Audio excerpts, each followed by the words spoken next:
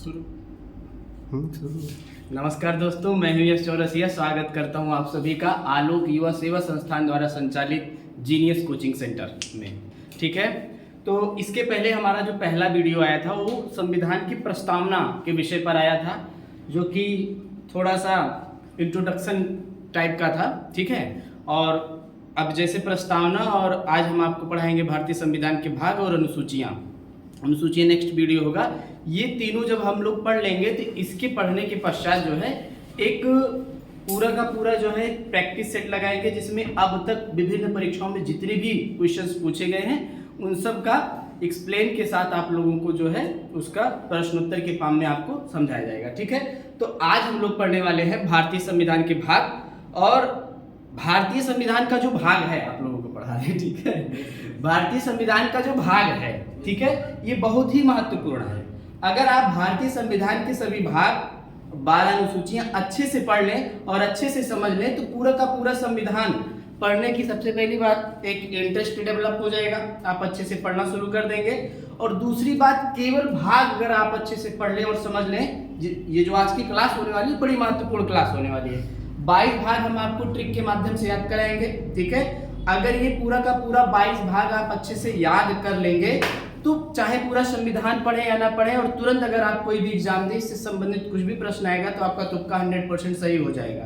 ठीक है, तो चलिए ज़्यादा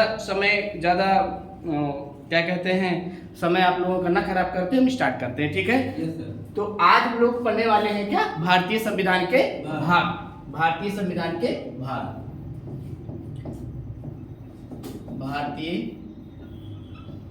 दिख रहा है बढ़िया से ना, भारतीय संविधान के भाग। अच्छा, आप लोगों को पढ़ा रहे हैं तो आप लोग हम बोला भी करिए जब कुछ पूछे। ठीक है, ऐसा मत सोचिए कि वीडियो बनाया जा रहा है। ठीक है, तो भारतीय संविधान के भाग। अब देखिए, शुरू में जब हमारा संविधान बना तो उसमें आप लोगों को पता है कि 22 भाग थे, 395 अनुच्छेद थे और 12 अनुसूचियां थी। ठीक है, हाँ, शाबाश 8 अनुसूचियां थी ना।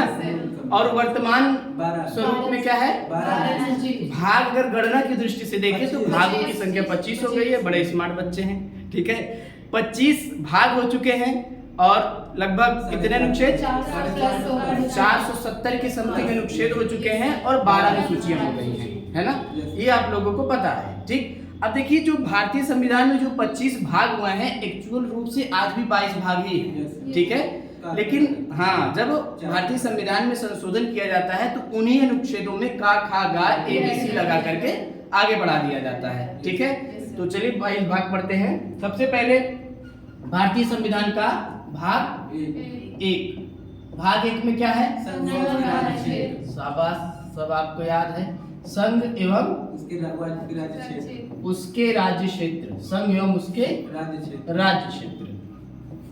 तो ये तो बहुत समझाने की जरूरत नहीं है, शुरुआत किसी भी चैप्टर का हो सब पहले से ही याद रहता है ना।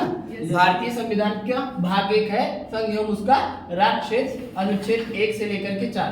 तो इसमें कोई ट्रिक नहीं है ना, क्योंकि इसमें क्या है, संघ का मतलब पूरे भारत की बात की गई है, इसके नाम की बात की गई है, और राज्य क्षेत्र का मतलब इसके जो भी 36 राज्य हैं, 36 राज्य है ना, 28 में 28 है और 8 कुल मिला के कितने हुए, 36 हुए ना। तो कुल मिला के 28 + 8 टोटल राज्य कितने हुए, 36 राज्य, 28 राज्य, और संघ का मतलब पूरे भारत, एक यूनियन। और इसकी पूरी की चर्चा नाम, सीमा आदि के बारे में चर्चा की गई है। ठीक है, नए राज्य कैसे बनेंगे या कोई बड़ा सा राज्य उसको 2 भागों में कैसे बांटा जाएगा।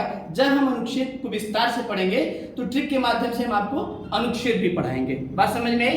तो इसमें क्या है, संघ और उसके राज्य क्षेत्र। संघ किसे कहेंगे, यूनियन का मतलब, संघ का मतलब होता है कि जितने भी राज्य हैं सब एक हैं। इसीलिए संघ और राज्य के संबंध में एक कथन है कि जो भारत है ये 82 राज्यों का अविनाशी संघ है।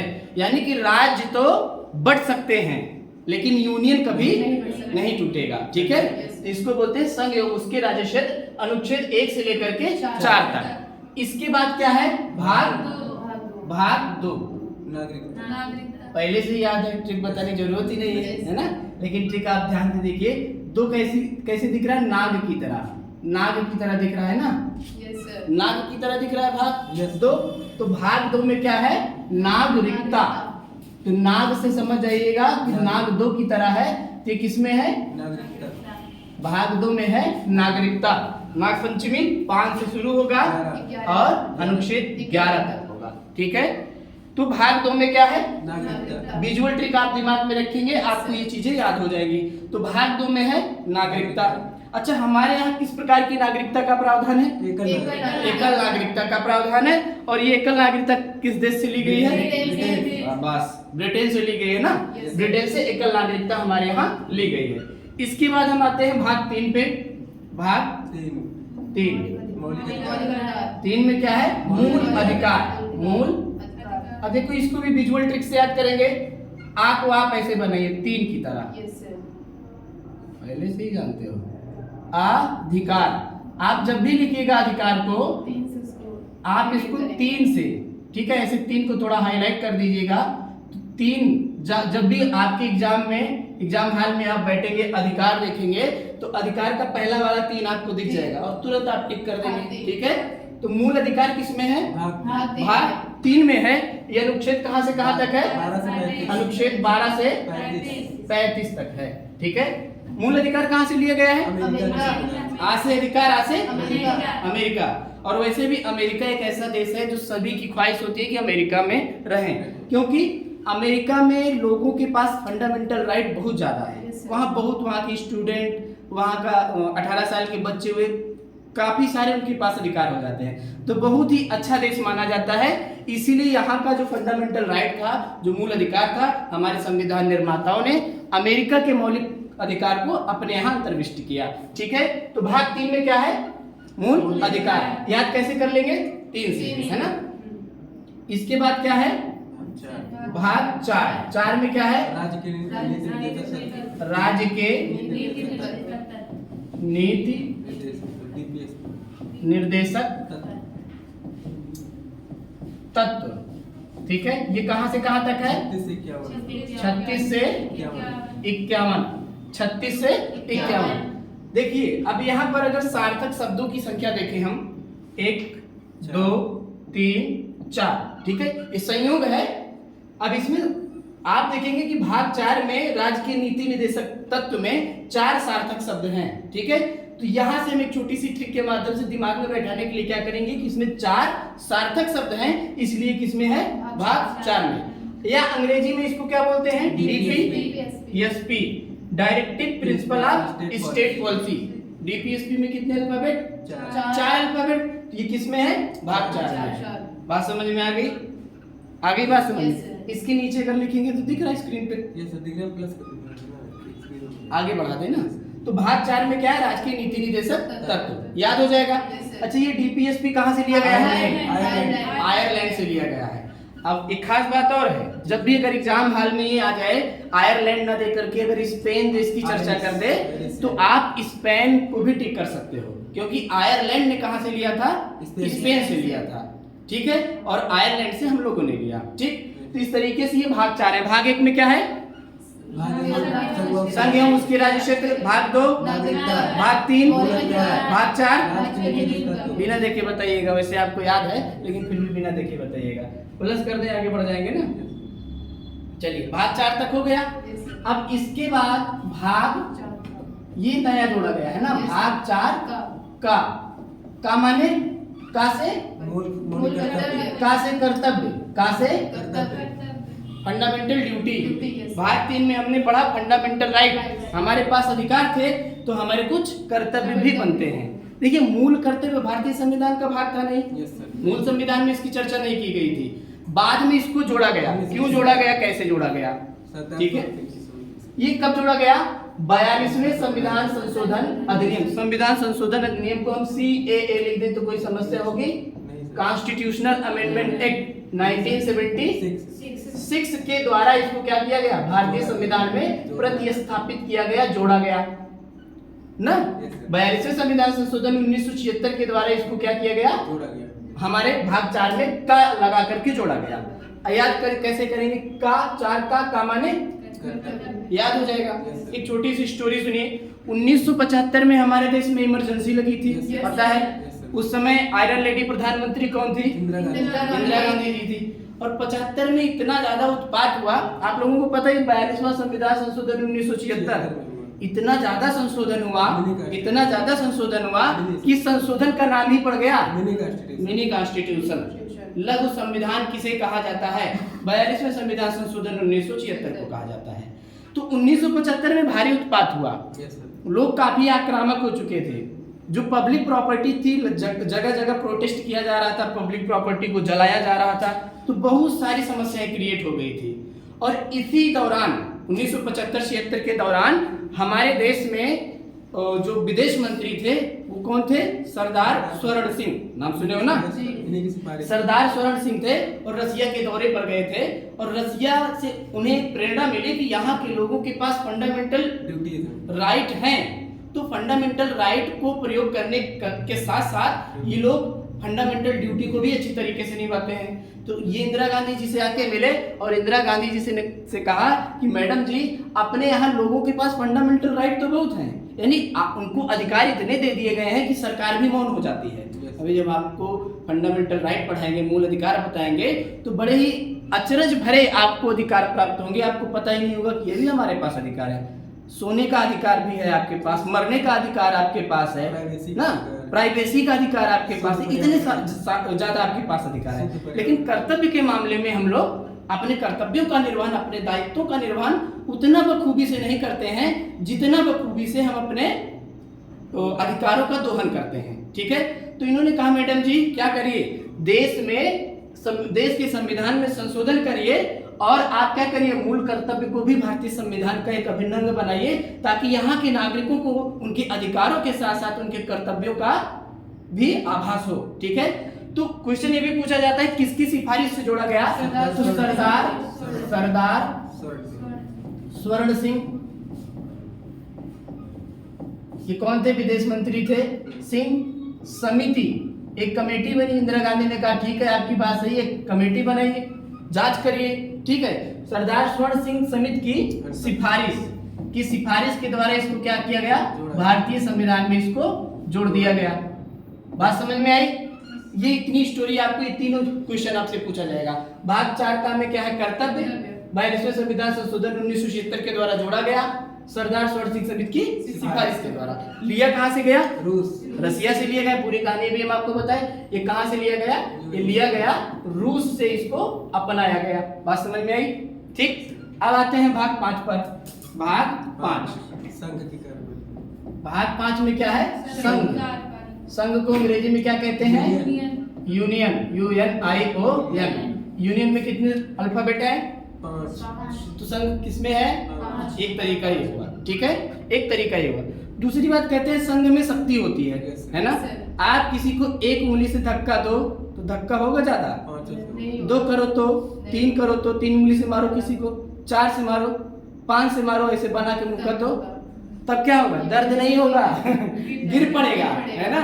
तो यानी कि आप ऐसे विजुअल ट्रिक के माध्यम से 5 मुट्ठी बंद हो गई ना, उंगलियां कितनी? 5, यानी कि संघ बन जाएगा तो शक्ति आपके पास ज्यादा हो जाएगी। तो संघ में शक्ति है, संघ में शक्ति, यानी 5 से आप दिमाग में लाओ कि संघ में शक्ति होती है। और ये संघ बनेगा कैसे? 5 उंगलियों से।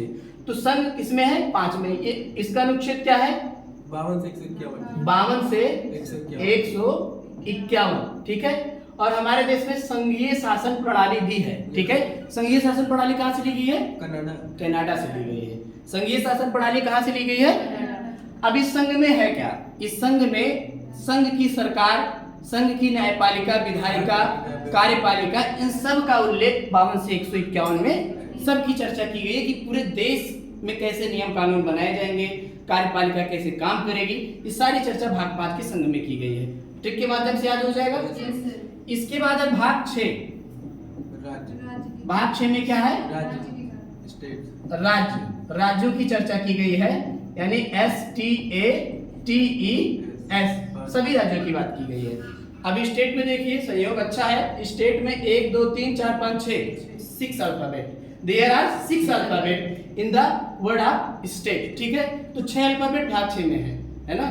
तो ऐसा नहीं है कि ये संयोग ही बन रहा है। तो अब देखिए एक दूसरा तरीका भी है, इसको अंग्रेजी में कहते हैं एस माने 6, एस से 6 भी होता है और एस से स्टेट भी होता है। तो ऐसे भी इसको याद कर लेंगे, भूल जाओगे क्या?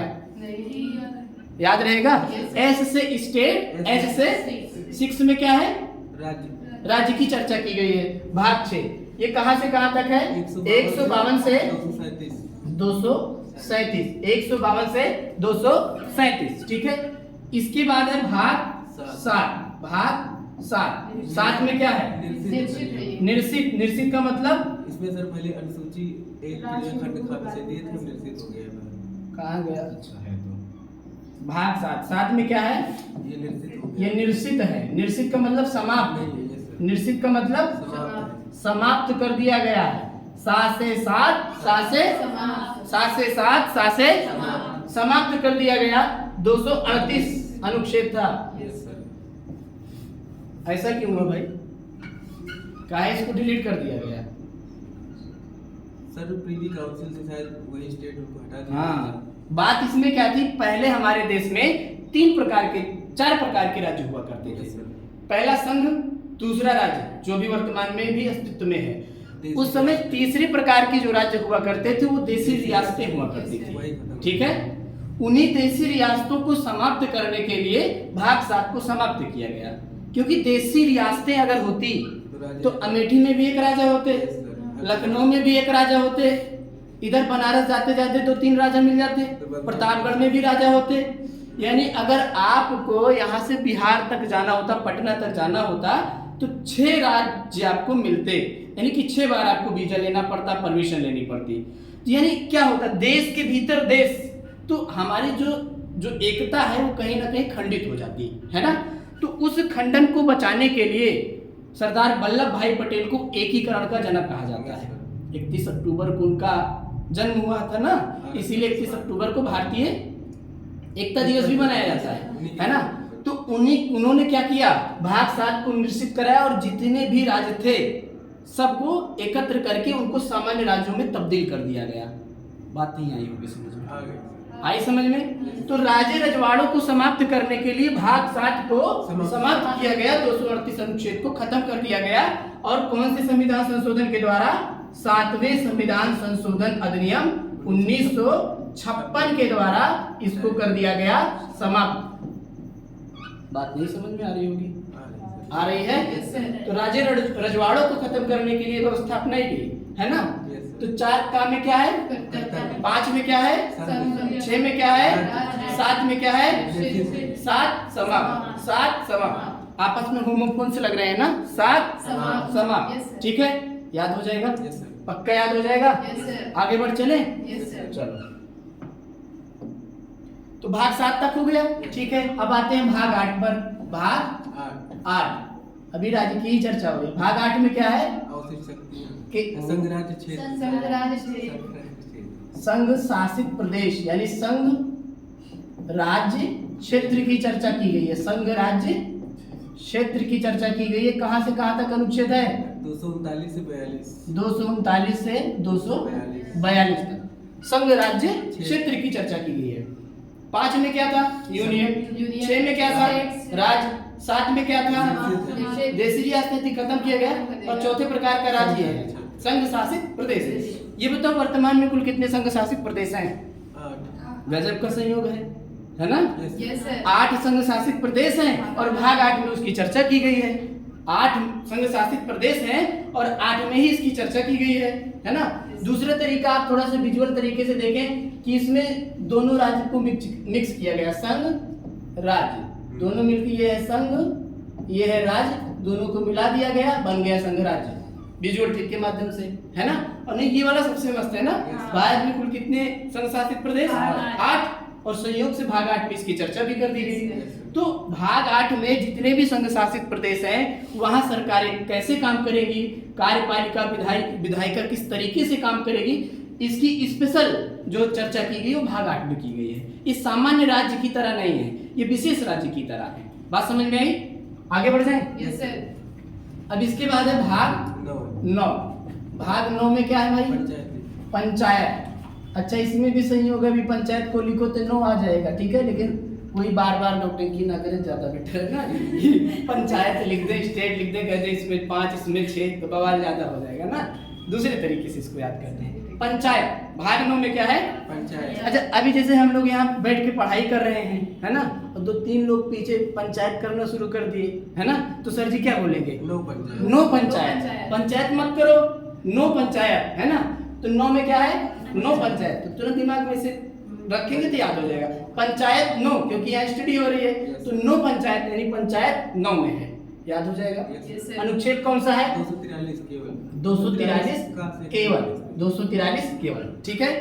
अब इसके बाद क्या हुआ? पंचायत की चर्चा भारतीय संविधान में की गई थी, लेकिन किस तरीके से पंचायतें काम करेंगी इसकी कोई चर्चा नहीं की गई थी, ठीक है। तो यानी इसका कोई विधिक बल नहीं था। विधिक बल होने का मतलब मनमानी की जा सकती थी, जैसे डीपीएसपी, है ना, कोई जरूरी नहीं कि कोई लागू करे या ना लागू करे, है ना। उसी तरीके से पंचायतों की चर्चा की गई थी कि सत्ता का विकेंद्रीकरण होना है, पंचायतें काम करेंगी, गांव का विकास करना है, बस इतनी बात कह करके सब कुछ भूल गए थे लोग। तो इसको विधिक बल देने के लिए क्या किया गया? 73वें संविधान संशोधन अधिनियम के माध्यम से 73वें संविधान संशोधन अधिनियम के माध्यम से 1992 में क्या किया गया? ग्राम पंचायतों को जोड़ दिया गया, ठीक है, ग्राम पंचायतों को जोड़ दिया गया 73वें संविधान संशोधन 1992 के द्वारा, ठीक है। तो पंचायती राज व्यवस्था का यहीं से सूत्रपात हुआ, ठीक है। 1993 में व्यवस्था शुरू हो गई। और सब अच्छा ये बताओ, सबसे पहले पंचायती राज व्यवस्था का प्रारंभ कहाँ से हुआ? नागौर, राजस्थान। एक स्टेट है राजस्थान, और राजस्थान में एक जिला है नागौर। नागौर जिले से इसकी औपचारिक रूप से शुरुआत हुई, और केवल एक जिले नागौर से, ठीक है। लेकिन जब ये आपसे पूछा जाए कि संपूर्ण रूप से पूरे राज्य में वह कौन सा राज्य है जो पूरी तरीके से पंचायती राज व्यवस्था को अपने यहाँ शुरू किया, तो उत्तर होगा आंध्र प्रदेश। क्या होगा? राजस्थान ने क्या किया? केवल एक जिले से शुरू किया था, और आंध्र प्रदेश ने पूरे राज्य में लागू किया। तो पहला राज्य आंध्र प्रदेश, और उसके बाद कहाँ से शुरुआत हुआ? राजस्थान का नागौर जिला। अभी देखो यहाँ पर लिख नहीं रहे, समझा नहीं रहे बहुत ज्यादा, क्योंकि इसको भी डिटेल से हमको पढ़ना है, और सब ट्रिक से ही पढ़ाएंगे, ठीक है। 73वें संविधान संशोधन 1992 के द्वारा ग्राम पंचायतों को जोड़ा गया, और इसके बाद भाई गांव का विकास हो रहा है, तो शहर में सब अमीर थोड़ी ना है, वहां पर भी तो विकास होना है। तो क्या किया गया? 74वें संविधान संशोधन अधिनियम के माध्यम से क्या किया गया? नगर पंचायत को भी जोड़ दिया गया, ठीक है, नगर पंचायत। और इसको कैसे जोड़ा गया? नौका के द्वारा। इसको कैसे जोड़ा गया? नौका लगा दिया गया, ठीक है। सॉरी, ये तो ऑलरेडी इसी में ए से ओ 243 ए से जोड़ा गया, ये नौका में जोड़ दिया गया, ठीक है, ये नौका में जोड़ दिया गया। तो नौका से घूमेंगे नगर, ठीक है, नौका पे बैठ के घूमेंगे नगर, ठीक है। अब इसके बाद नौखा भी जोड़ा गया, आप लोगों को पता है, हाँ, सहकारी समितियां, नौखा, ये कब आया? सहकारी समितियां, इसको जोड़ा गया 97वां संविधान संशोधन अधिनियम 2011, बहुत बाद की बात है। 2011 के द्वारा इसको जो है भारतीय संविधान में जोड़ दिया गया, सहकारी समितियों को, ठीक है। तो सहकारी समितियां क्या हैं? जिसमें सरकारी और प्राइवेट सेक्टर दोनों मिलकर नहीं, उसको पीपीपी बोलते हैं, पब्लिक प्राइवेट पार्टनरशिप, ठीक है। This is what called cooperative society, ठीक है। सहकारी समितियों को अंग्रेजी बोलते हैं कोऑपरेटिव सोसाइटी। सहकारी समितियां एक ऐसी संस्था होती है जिसमें 2-4 लोग 5 लोग आपस में मिल करके संसाधनों को इकट्ठा करते हैं और उसके बाद उसका सदुपयोग करते हैं। जैसे एक सिंपल सी मैं आपको बताऊं, पश्चिमी उत्तर प्रदेश में आप देखोगे तो वहाँ सबके पास जमीनें बहुत सारी हैं, लेकिन उनके पास उतना पैसा और संसाधन नहीं है। तो वहाँ के लोग क्या करते हैं? मिलजुल करके पैसा इकट्ठा करके ढेर सारे इंस्ट्रूमेंट खरीद लेते हैं और सब बारी बारी से उसका उपयोग करते हैं और सबका फायदा होता है। इसी तरीके से एक छोटा सा एग्जाम्पल मैं आपको बता रहा हूँ। आपके गाँव में स्वयं सहायता समूह चलता होगा, स्वयं सहायता समूह नाम सुने होंगे। महिलाएं जुड़ती हैं, आपस में कुछ पैसे इकट्ठा करती हैं और इकट्ठा करने के बाद क्या करती हैं? उसी पैसे को लोन के रूप में वापस लेती हैं, फिर उसी को भर देती हैं। और यही लोन अगर आप बैंक से लो तो क्या होगा, हाई इंटरेस्ट पे आपको मिलेगा, ज़्यादा पैसे आपको पे करने होंगे। और यहाँ पर हो सकता है 0% ब्याज पर आपको पैसा मिल जाए। इसी तरीके से गुजरात वगैरह में जाइएगा तो वहाँ ढेर सारी समितियाँ चलती हैं। जैसे 20 लोग इकट्ठा हो गए, 5-5 हज़ार रुपये पर मंथ जमा कर रहे हैं, 1 लाख एक महीने में आ गया। किसी को ज़रूरत है 1 लाख ले लिया विदाउट इंटरेस्ट और अगले महीने उसको ला के जमा कर दिया। तो इस तरीके से ये समितियां देश में बहुत अच्छी तरीके से काम कर रही थी, देश का अच्छे से विकास हो रहा था। ठीक है, और सबसे पहले सहकारी समितियों की शुरुआत ब्रिटेन से हुई, इसीलिए सहकारी समितियों की जन्मस्थली किसे कहा जाता है, ब्रिटेन को कहा जाता है। आप लोगों को पता होगा हमारे यहाँ ईस्ट इंडिया कंपनी आई थी, वो कंपनी बहुत सारे साझेदारों 217 साझेदार थे, है ना, सब लोग मिल करके पैसे इकट्ठा किए, ढेर सारा पैसा हुआ, तब हमारे देश में व्यापार करना शुरू किए। बात समझ में आ रही ना? तो यानी कि अगर सब लोग मिल करके एक साथ काम करेंगे तो ढेर सारा पैसा होगा, ढेर सारे संसाधन होंगे और वो अपना स्वयं का विकास अच्छी तरीके से कर लेंगे। तो 2011 यानी सहकारी समितियां चलती थी, लेकिन इनका भी कोई विधिक बल नहीं था। उसी दौरान क्या हुआ, कुछ लोग पैसे इकट्ठा किए, पैसे इकट्ठा करने के बाद लेके भाग गया कोई एक आदमी, है ना। तो इस भागने वाली व्यवस्था को खत्म करने के लिए, इसको विधिक बल देने के लिए इसको भारतीय संविधान में अंतर्विष्ट किया गया ताकि इसका भी कोई विधिक बल हो। अब जब इसका विधिक बल हो गया तो सरकारें, राज्य की सरकारें भी सहयोग करने लगी और इस तरीके से कम्युनिटी का डेवलपमेंट होने लगा, सामुदायिक विकास होने लगा। तो सहकारी समितियां समझ में आई? Yes sir. ज्यादा बता दी इसलिए कम समझ में आया होगा। नहीं सर, आ गया। आया समझ में सहकारी समितियां क्या है? तो 97वां संविधान संशोधन 2011 के द्वारा सहकारी समितियों को जोड़ दिया गया। इतनी बात क्लियर हो गई? Yes sir. मिटाएं? Yes sir. चलो, जैसे कोई प्रश्न पूछना तो पूछ लिया करो। ठीक यस सर। ठीक। 9 तक हो गया। Yes sir. अब आते हैं भाग 10 10 पर। भाग 10 10 में क्या है भाई? एससी एसटी क्षेत्र का प्रशासन, क्षेत्रों का प्रशासन के बारे प्रशासन, एससी एसटी क्षेत्रों का प्रशासन। प्रशासन एवं नियंत्रण भी कह सकते में। हैं। Yes sir. अनुच्छेद कौन सा है? 244। 244। इनके लिए अलग से व्यवस्था काहे कर दी गई भाग 10 में? पहले ठीक से याद कर लेते हैं ना। ये भाग 10 है, अगर इस यस को हम 5 बोल दें तो कोई दिक्कत होगी? No sir. इसको भी 5 बोल दें तो 5 5 10। तो 10 में क्या है? एससी एसटी 5 5 10 याद हो जाएगा। ठीक है, तो एससी एसटी 5 5 10 भाग 10 में अनुसूचित जाति अनुसूचित जनजाति के क्षेत्रों में प्रशासन व नियंत्रण। हमारे देश में कुछ ऐसे राज्य हैं जहां पर अनुसूचित जनजातियां अनुसूचित जातियां की भरमार है, ढेर सारे हैं, और उन लोगों का अपना नियम, अपना कानून, अपना रीति, अपना रिवाज होता है, और उनके रीति रिवाज के साथ जो खिलवाड़ करेगा वो तुरंत लामबंद हो जाते हैं, हथियार उठा लेते हैं। आज देखिए छत्तीसगढ़ में नक्सलाइट एरिया है ना, पूर्वोत्तर के राज्यों में चले जाइए, है ना, असम, मेघालय, त्रिपुरा, ये सारे जो राज्य हैं बहुत नक्सली क्षेत्र बन गए हैं, क्योंकि ये अपने रीति रिवाजों के साथ समझौता नहीं करना चाहते। हालांकि उनके रीति रिवाज संविधान सम्मत नहीं है, उनके यहाँ बहुपत्नी विवाह, बहुपति विवाह, ये तरह तरह के भी, हम लोग 2 शादी कर ले तो क्या होगा? कानूनी अपराध सर। नौकरी से निकाल दिए जाएंगे, है ना, नौकरी नहीं कर पाएंगे। एक बार में एक के शादी अलाउ है ना, 2 शादी किए तो गए, कोई भी सरकारी लाभ नहीं मिलेगा। और लोग 10-10 शादी किए हैं, वहाँ की महिलाएं 10-10 पुरुषों के साथ शादी करती हैं। जौनसारी है, जनजाति है, टोडा जनजाति है नीलगिरी में, है ना। जब इन सारी चीज़ों को पढ़ाएंगे तो डिटेल में बताएंगे। तो वो संविधान सम्मत भले नहीं है, लेकिन फिर भी उनको उन्हीं के हाल पे छोड़ दिया गया कि आप अपने हिसाब से जियो, हम आपके यहाँ क्या करेंगे, शिक्षा का प्रसार करेंगे। जैसे जैसे आप समाज की मुख्य धारा पे जुड़ेंगे, हम आपको भी भारतीय संविधान के अंतर्गत जो नियम कानून है, जो रीति रिवाज हैं, उसमें समाहित कर लेंगे। तो यहाँ का नियंत्रण और यहाँ का प्रशासन के लिए संघ कोई कानून नहीं बनेगा, वहाँ का जो राज्यपाल होगा उनके हिसाब से उन्हीं की तरह कानून बनाएगा, ताकि वो स्वतंत्र रूप से उनकी संस्कृति सुरक्षित रह सके, संरक्षित रह सके। बातें नहीं समझ में आई होंगी, आगे समझ में। तो भाग 10 में है एससी एसटी क्षेत्र। अभी हमारा उद्देश्य है कि आप सारे भाग को याद कर लो, बाकी आगे की कहानी हम डिटेल में समझाएंगे तो और बेहतर तरीके से। ठीक है, इसके बाद क्या है? भाग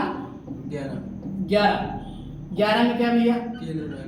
केंद्र राज्य संबंध, या इसको हम कह सकते हैं संघ राज्य संबंध, संघ राज्य संबंध, संघ राज्य संबंध, संघ राज्य संबंध अनुच्छेद 245 से 263। शाबाश 245 से 263। केंद्र राज्य संबंध की व्यवस्था किस देश से ली गई है? संघ राज्य संबंध की व्यवस्था ऑस्ट्रेलिया से ली गई है। कहाँ से ली गई है? क्वेश्चन कई बार पूछा गया कि संघ राज्य संबंध की व्यवस्था ऑस्ट्रेलिया के संविधान से ली गई है। ठीक है, अब इसमें क्या है, संघ और राज्य के बीच में रिलेशन कैसे होंगे, वित्तीय संबंध कैसे होंगे, प्रशासनिक संबंध कैसे होंगे और न्यायिक संबंध कैसे होंगे।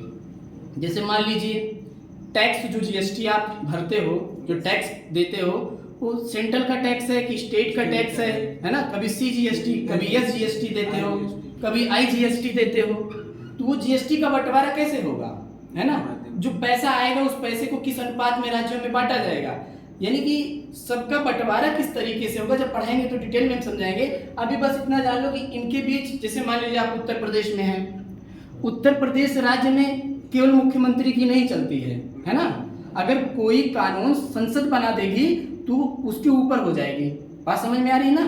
तो यहाँ की जो प्रशासनिक व्यवस्था है, यहाँ की जो वित्तीय व्यवस्था है, दोनों में कैसे वित्तीय बंटवारा होगा, किस तरीके से कानून बनेंगे, है ना, उन सब की चर्चा जो है यहाँ पर की गई है। जैसे आप देखिए कि रेलवे किस सूची का विषय है, संघ का है, और रेलवे चलती कहाँ है, राज्यों में चलती है। तो बिजली का बिल, उसका भूमि, ये सारी व्यवस्था, वहाँ का प्रोटेक्शन कौन मुहैया कराएगा, तो संघ और राज्य मिलकर करेंगे। तो उनके बीच की जो रिलेशन है उन्हीं की चर्चा यहाँ पर की गई है। ठीक है, तो देखिए ये है 11 में। अब इसके पहले अगर आपको याद होगा, संघ किस में था? 5 में। राज्य किस में था? 6। और दोनों मिलके किस में होंगे? 11। बात समझ में आई? तो 6 5 11। ठीक है, अभी दूसरी ट्रिक भी बताते हैं हम आपको। तो 6 5 11 संघ राज्य संबंध है इसमें। इसके बाद है भाग 12। 12 में क्या है? वित्त संपदा एवं वाणिज्य। वित्त संविदा एवं संपत्ति संपत्ति संविदा संविदा एवं वाद। कहाँ से कहाँ तक? 264 से 300 का 300 का तक इसकी चर्चा की गई है। 264 से 300 का। 246 लिखते हैं सर। अच्छा अच्छा अच्छा अच्छा, ये भी मिटा दें। 264 से 300 का, अब सही है ना? 264 से 300 का। ठीक है, अब देखो ये इसका अलग से अगर इंडिविजुअल ट्रिक की बात करें तो बड़ा को कहिए बड़ा, है ना, बड़ा पैसा वाला है। बिहार के लोग बड़ा को बड़ा बोलते हैं, सुने होंगे ना, ना बड़े आदमी हो गए भाई। तो बड़ा, या इसको आप 12 या बड़ा कुछ भी कर सकते हो, तो बड़ा पैसा वाला हो गया है ना, कहते हैं। यानी पैसा किसमें है? 12 में है। एक तरीका है, भी तीनों चारों इकट्ठे भी एक ट्रिक बताएंगे। तो बड़ा पैसा यानी पैसे की चर्चा की गई है भाग 12 में। इसमें वित्त संपत्ति संविदावाद, राज्यों के मध्य में जो व्यवस्थाएं हैं उनकी चर्चा की गई है। इसके बाद है भाग 13। 13 में क्या है? वाणिज्य व्यापार। 13 में क्या है? वाणिज्य व्यापार। भारतीय राज्य के भीतर, भारतीय राज्य के भीतर व्यापार वाणिज्य, व्यापार वाणिज्य एवं समागम कहाँ से कहाँ तक है? 301 से 308। 301 से 307। ठीक है, अभी नहीं चलेगा, क्या चल गया? 301 से 307। भारतीय राज्य के भीतर व्यापार वाणिज्य एवं समागम, यानी कि जो देश से देश के भीतर व्यापार कैसे होगा, ठीक है, वाणिज्य कैसे होगा, और आने जाने की आजादी, व्यापारिक उद्देश्य से भारत के किसी भी राज्य में आ जा सकते हैं, इसकी आपको आजादी है। ठीक है, तो भारतीय राज्य के भीतर व्यापार वाणिज्य एवं समागम की आजादी भाग 13 में है। तीनों को इकट्ठे एक ट्रिक के साथ अभी हम आपको सबको बता देंगे। ठीक है, अब इसके बाद हम यही लिख देते हैं भाग 14। 14 में क्या है? केंद्र एवं राज्य के अधीन सेवाएं, राज्य के अधीन सेवाएं, केंद्र एवं राज्य के अधीन सेवाएं 308 से लेकर के 323 तक। ठीक है, अब इकट्ठे इसकी ट्रिक समझिए। 11 में क्या बना? संबंध बना। संबंध बना, शादी हुआ, मान लो कि शादी हो गया दो लोगों का। अब देखो दोनों सेम से, पुरुष जाति महिला जाति, है ना, दोनों में क्या हुआ? शादी हुआ। और जब शादी होगी तो क्या मिलेगा? दहेज। दहेज नहीं लेना चाहिए, प्रमोट नहीं करें, लेकिन याद कराने की ट्रिक। तो वित्त संपत्ति आपको मिलेगी, यानी कि आपको दहेज मिलेगा, संपत्ति में हिस्सा मिलेगा। संविदा का मतलब शादी एक समझौता है, संविदा होगा और जब शादी करके आओगे तो लड़ाई झगड़ा भी होगा, है ना। तो वित्त संपत्ति संविदावाद की चर्चा इसमें की गई है। यानी पहले संबंध बनेगा, फिर क्या होगा, पैसा मिलेगा, वित्त संपत्ति संविदावाद। उसके बाद क्या करोगे, उसी पैसे का व्यापार हो। उसी पैसे का व्यापार। यानी कि जब शादी विवाह हो गया तो अपनी जिंदगी चलाने के लिए क्या करोगे, व्यापार करोगे, है ना। दूसरे यहाँ पर देखिए भारतीय राज्य के भीतर की बात की गई है, बाहर नहीं सऊदी अरब चले जाओ कमाने के लिए, है ना। तो अरब नहीं जाना है। तो भारतीय राज्य के भीतर व्यापार वाणिज्य एवं समागम की आजादी दी गई। और इसके बाद जब आपके पास पैसा वैसा हो गया तो आप क्या करोगे, ढेर सारी सर्विसेज सेवाएं लेना शुरू कर दोगे। तो एक साथ याद कर सकते हो, 11 में संबंध बना, संघ राज्य संबंध, 12 में पैसा आया, वित्त संपत्ति संविदावाद, 13 में जब पैसा आ गया, घर परिवार बस गया तो बिजनेस व्यापार करोगे 13 में, और 14 में जब ढेर सारा पैसा हो जाएगा तो सेवाएं लोगे। ठीक। अब इसके बाद इसका एक ट्रिक और है। अब इसको हमने इंडिविजुअल भी आपको बताया 11 वाला ना, 6 5 11 का ट्रिक, 12 से बड़ा पैसा है ना। अब 14 में देखिए, इसमें केंद्र एवं राज्य के अधीन सेवाओं का मतलब होता है आईएएस और पीसीएस, संघ लोक सेवा आयोग और राज्य लोक सेवा आयोग की चर्चा की गई है ना। तो अब ये हमारा व्यक्तिगत ट्रिक है जिससे हमने याद किया है। जब हम पढ़ रहे थे उस समय संविधान, तो संविधान पढ़ने के दौरान उसी समय एक बदलाव हुआ, क्योंकि हम पीसीएस की तैयारी करते थे। पहले आईएएस का सिलेबस अलग हुआ करता था, पीसीएस का सिलेबस अलग हुआ करता था। तो उसी दौरान एक परिवर्तन हुआ कि जो आईएएस का सिलेबस था वही पीसीएस का सिलेबस बना दिया गया। अब संघ की तैयारी यानी संघ लोक सेवा आयोग की तैयारी और राज्य लोक सेवा आयोग की तैयारी साथ करने लगे, साथ करने लगे, 7 14 बात समझ में। तो साथ करने लगे, यानी कि यूपीएससी की तैयारी और यूपीपीएससी की तैयारी साथ करने लगे, साथ 14 तक याद हो जाएगा। ठीक, आगे बढ़ चलते हैं। इसके बाद 14 तक हो गया। अब एक है भाग 14 का, अब का है तो यानी कि ये बाद में जोड़ा गया है। तो भाग 14 में क्या है, अधिकरण। भाग 14 में क्या है, अधिकरण।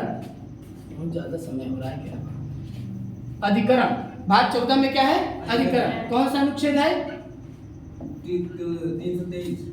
अरे यार 323 नहीं, भाग 14 308 से लेकर के 323 तक। उसके बाद भाग 14 में क्या था, 324 से निर्वाचन आयोग 323 का है ना।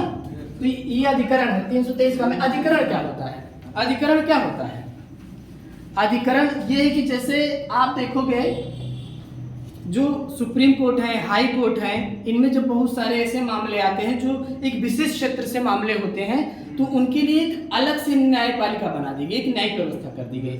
तो अधिकरण एक अर्ध न्यायिक संस्था है। जैसे एनजीटी का नाम आप लोगों ने सुना होगा, नेशनल ग्रीन ट्रिब्यूनल, राष्ट्रीय हरित न्यायाधिकरण।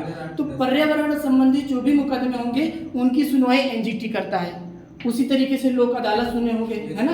तो ये सब जो है न्यायपालिका अपने बोझ को कम करने के लिए विभिन्न अधिकरणों की स्थापना कर दी 14 का के द्वारा। ये 42वें संविधान संशोधन 1976 के द्वारा भारतीय संविधान में प्रतिस्थापित किया गया। ठीक, अब इसके बाद आते हैं भाग 15। भाग 15 में क्या है, निर्वाचन।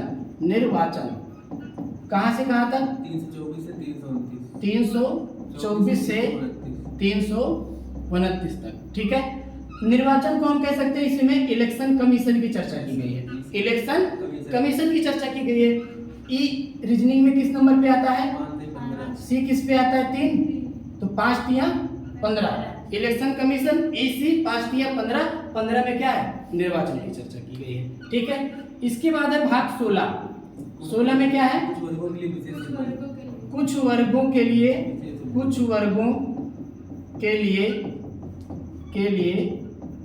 विशेष उपबंध किया गया है, कुछ वर्गों के लिए विशेष उपबंध किया गया है 330 से 342 तक। अब देखो जब भी 16 आएगा इसको हम सुलह बोलेंगे, सुलह समझौता। 16 हाँ 4 का वर्ग भी है, क्या है, 16 4 का वर्ग भी है, हाँ ये भी कर सकते हो, 4 चौका 16 ये भी हो सकता है, लेकिन इसे सुलह से समझो। ये कुछ वर्ग कौन है, इनके लिए विशेष उपबंध की व्यवस्था क्यों की गई, आरक्षण दिया गया। इसमें एससी एसटी ओबीसी महिला विकलांग और सवर्ण और एंग्लो इंडियन।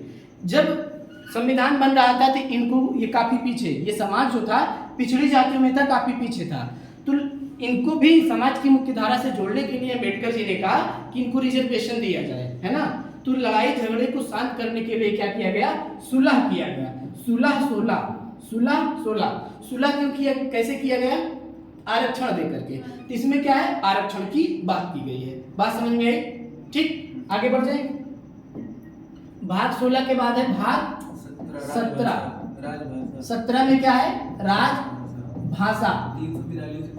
343 से 351, 343 से 351, 343 से 351।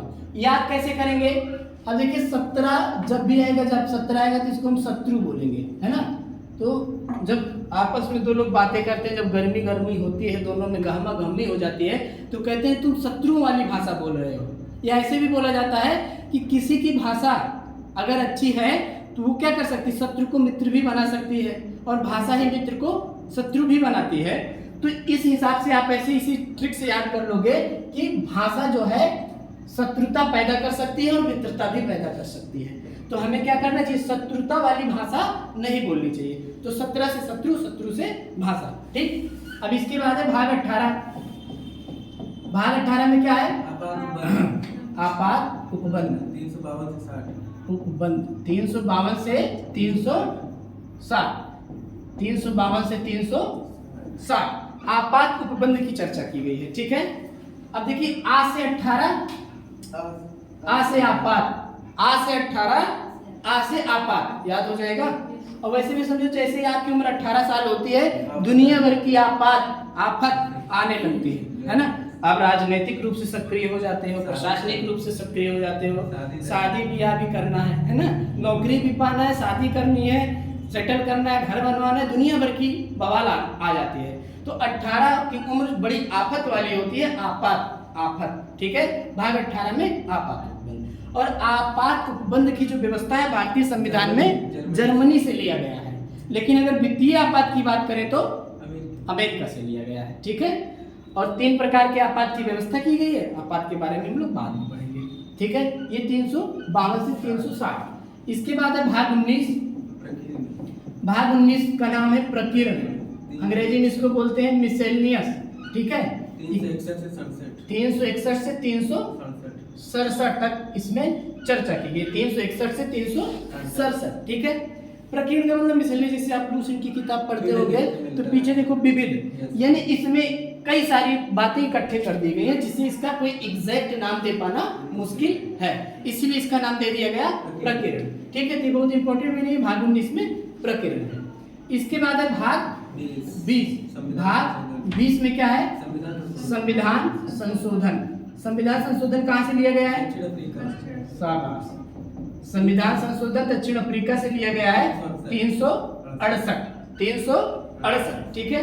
अब देखिए पहले मैच होता था 50-50, अब होने लगा 20-20, है ना। संशोधन हो गया, ज्यादा समय लगता था, बहुत देर तक मैच होता था, अब मैक्सिमम मैच 20-20 होने लगा, यानी 50-50 से हम आ गए 20-20 पे, यानी हो गया संशोधन। या अगर आपको याद है कि संविधान संशोधन की प्रक्रिया साउथ अफ्रीका से ली गई है, तो साउथ अफ्रीका भी मैच से कुछ कोरिलेट हम इसको कर ले जाएंगे, है ना। तो 20 से याद हो जाएगा संशोधन, ठीक है, संविधान संशोधन। बात समझ में आ गई इतनी, आगे बढ़ चले। तो भाग 1 में क्या है, भाग 2 नागरिकता, भाग 3 मूल अधिकार, भाग 4 राजकीय नीति निर्देशक सिद्धांत, भाग 4 का कर्तव्य, 5 संघ, 6 राज्य, 7 समाप्त, 8 संघ राज्य क्षेत्र, 9 का नगर पालिका, 9 का सहकारी समितियां, 10 SC/ST, 11 संघ राज्य संबंध, 12 वित्त संपत्ति संविदावाद, 13 केंद्र राज्य के भीतर व्यापार वाणिज्य एवं समागम की आजादी, है ना, 13 हो गया। 14 केंद्र एवं राज्य के अधीन सेवाएं, 14 का अधिकरण, 15 निर्वाचन, 16 कुछ वर्गों के संबंध में विशेष प्रावधान, 17 शत्रु की भाषा राजभाषा, 18 आपात उपबंध, 19 प्रकीर्ण, 20 संविधान संशोधन। याद हो जाएगा ना। एक बार वीडियो ज़्यादा बड़ा हो जाएगा, इसको दूनी स्पीड से, आप ही लोग नहीं जो इसको देखेंगे उनके लिए भी मैं कह रहा हूँ, दूनी स्पीड में कर लीजिएगा, जल्दी खत्म हो जाएगा और एक बार में सब याद हो जाएगा। ठीक है, तो भाग 20 तक याद हो गया। Yes sir. आगे बढ़ते हैं, दो लास्ट अनुच्छेद बचे हैं, भाग 21 अस्थायी संक्रमण और भाग 22। भाग 21 में क्या है? अस्थायी संक्रमणकालीन उपबंध, अस्थायी संक्रमणकालीन उपबंध कहाँ से कहाँ तक है ये? 369 से 392। और उसके बाद भाग 22 में क्या है? हिंदी और संक्षिप्त नाम, संविधान के नाम की चर्चा की गई। पूछा जाए कि संविधान का नाम कहाँ है तो बोलोगे 393। ठीक है, संक्षिप्त नाम और हिंदी में प्राधिकृत पाठ, यानी कि उसी संविधान का हिंदी ट्रांसलेशन, प्राधिकृत अथराइज्ड प्राधिकृत पाठ, निरसन और लागू होना, इसकी चर्चा की गई है। बहुत इंपॉर्टेंट नहीं है, सिंपल सा जान लो। ये 393 से लेकर के 395 तक है। इसमें अस्थायी संक्रमणकालीन उपबंध, यानी उस समय कुछ अस्थायी कानून बनाने पड़े, क्योंकि अगर उस समय हम अस्थायी उसको कर देते तो बड़ी काटमार हो जाती। इससे बचने के लिए कहा गया कि जैसे लोग चाह रहे हैं कानून बनने दो, इसका नाम कर दो अस्थायी, बाद में इसको निपटा देंगे। तो 370 को क्या किया गया? बाद में निपटा दिया गया, हटा दिया गया। तो ये अस्थायी, अभी भी बहुत सारे 371 काका चाचा चाचा ये तक के राज्य हैं, उनको भी हटा दिया जाएगा। संक्रमणकालीन उस दौरान के कुछ नियम कानून अभी भी चालू है, वो है संक्रमणकालीन उपबंध। संक्षिप्त नाम की चर्चा भाग 22 में की गई, जिसमें कहा गया कि हमारे संविधान का नाम होगा भारत का संविधान, कॉन्स्टिट्यूशन ऑफ इंडिया। इसके हिंदी ट्रांसलेशन की चर्चा इसी में की गई है। इसका हिंदी ट्रांसलेशन में क्या होगा? निरसन का मतलब, जब भारत का संविधान बन रहा था तो उस समय भी तो देश चल रहा था, तो देश किस कानून पर चल रहा था? भारत शासन अधिनियम 1947 और भारत शासन अधिनियम 1935 पर। तो इसमें क्या किया गया? भारत शासन अधिनियम 1947 और भारत शासन अधिनियम 1935 को समाप्त कर दिया गया, निरसित कर दिया गया कि आज से हमारे देश का संविधान लागू होगा, इसको हम समाप्त करते हैं। ठीक है, और संविधान को लागू होने की तिथि 26 जनवरी 1950। ठीक है, तो आज भारतीय संविधान के 22 भाग को हम लोगों ने संक्षेप में पढ़ा। वीडियो थोड़ा सा लंबा हो गया होगा, इसको आप दूनी स्पीड में करके पढ़ लीजिएगा। मिलते हैं नेक्स्ट वीडियो में। Thank you to everyone.